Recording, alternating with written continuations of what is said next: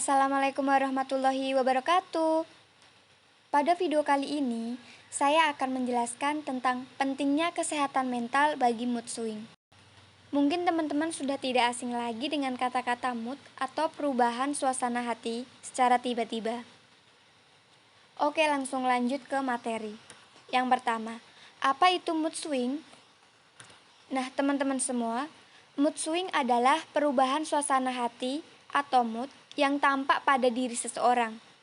Dan kondisi mood swing ini biasanya ditandai dengan perubahan emosi yang merupakan reaksi tubuh terhadap lingkungan atau situasi yang sedang dialami oleh seseorang. Oke, lanjut yang kedua, yaitu kapan mood swing terjadi. Mood swing itu terjadi secara mendadak dan melibatkan kondisi emosional naik turun, bergantian antara bahagia, sedih, marah, cemas, tersinggung, atau depresi dalam waktu yang relatif singkat. Teman-teman semua, intinya tuh seperti ini. Mood swing itu terjadi secara tiba-tiba dan relatif. Contohnya kayak gini, ketika seseorang sedang merasakan bahagia dan senang, tiba-tiba ada kondisi atau situasi suatu permasalahan, otomatis secara mendadak seseorang itu menjadi cemas, sedih, dan marah. Seperti itu teman-teman. Selanjutnya yaitu apa penyebab mood swing. Pertama yaitu faktor hormon. Mood swing terjadi saat perubahan hormon atau biasanya terjadi pada perempuan saat PMS. Nah, perubahan hormon ini yang menyebabkan masa-masa perempuan itu lebih sensitif pada waktu kondisi atau situasi tertentu. Yang kedua yaitu faktor genetik, faktor keturunan orang tua. Tetapi kita sebagai anak tidak boleh menyalahkan orang tua. Kenapa orang tua menurunkan mood swing ini kepada anak?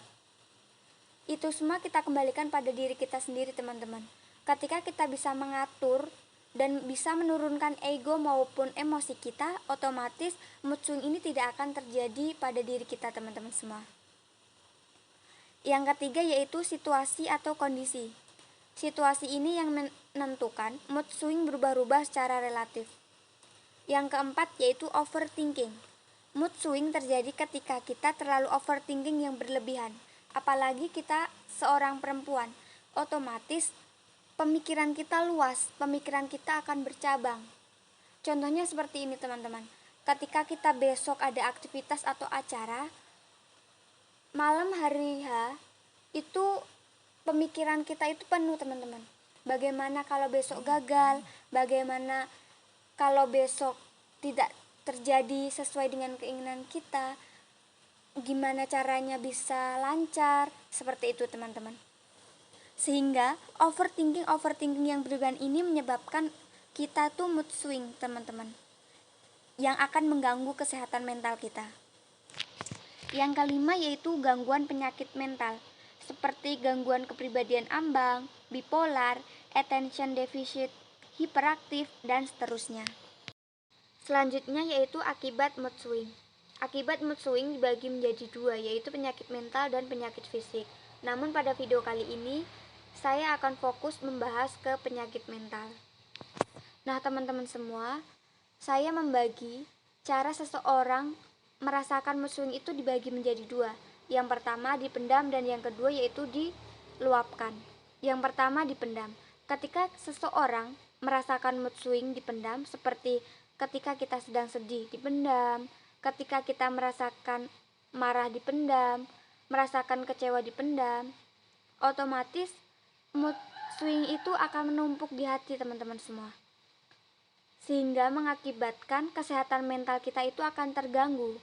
Nah, ketika kesehatan mental kita terganggu, otomatis kesehatan fisik kita juga akan terganggu. Yang kedua yaitu diluapkan. Ketika seseorang merasakan mood swing diluapkan, seperti ketika kita merasakan kecewa, kita luapkan dengan rasa sedih dan marah-marah. Otomatis orang-orang yang di sekitar kita seperti teman, saudara maupun keluarga kita juga akan terkena teman-teman semua. Seperti teman-teman kita akan merasakan, kenapa kok dia marah-marah pada diriku, padahal aku nggak ngapa-ngapain dia. Seperti itu teman-teman. Sehingga teman kita itu akan overthinking kepada kita, yang mengakibatkan kesehatan mental dia itu juga akan terganggu. Jadi kesimpulannya, mood swing itu tidak baik dilakukan teman-teman. Karena apa? Karena mood swing itu akan mengganggu kesehatan mental maupun kesehatan fisik kita. Tidak hanya pada diri kita sendiri, tetapi terhadap orang lain yang ada di sekitar kita itu juga akan terganggu. Jadi, kita harus mencegahnya, teman-teman. Nah, berikut ini yaitu langkah mencegah mood swing. Pada video kali ini, saya membagi mood swing itu dibagi menjadi dua. Yang pertama, mood swing level rendah, dan yang kedua, mood swing level tinggi. Nah, teman-teman semua, ketika seseorang mengalami mood swing level rendah, berarti dia itu bisa menghandle dirinya untuk menghilangkan rasa mood swing itu dengan dirinya sendiri. Dengan cara mengatur emosi maupun ego kita. Intinya, kita itu harus bisa mengubah mindset atau pemikiran kita, bahwa kita itu harus bisa menurunkan rasa ego maupun emosi kita, teman-teman semua.